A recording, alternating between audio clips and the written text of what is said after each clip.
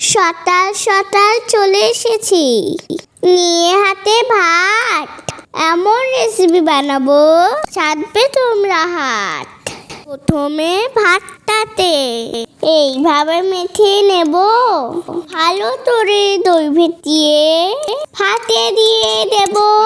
এরপরে দই ভাত সাথে মিশিয়ে নিলাম, নুন ধরিয়ে তারায় বসিয়ে দিলাম।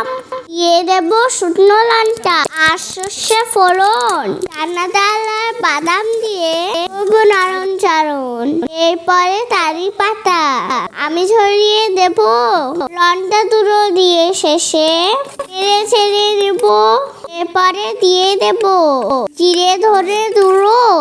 এই রেসিপি করে খেও, সহজে হবে না বুড়ো।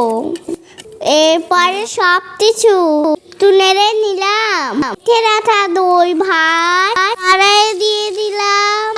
সাউথ ইন্ডিয়ান খাওয়া তোমরা এটা ভাবতে পারো। আমার ভিডিও কেমন লাগে সবাই কমেন্ট করো। এরপরে পরিমাণ মতো নুন দিয়ে দেব, নেড়ে চেড়ে দই ভাত নিয়ে আমি নেব। ধন্যবাদ সবাইকে।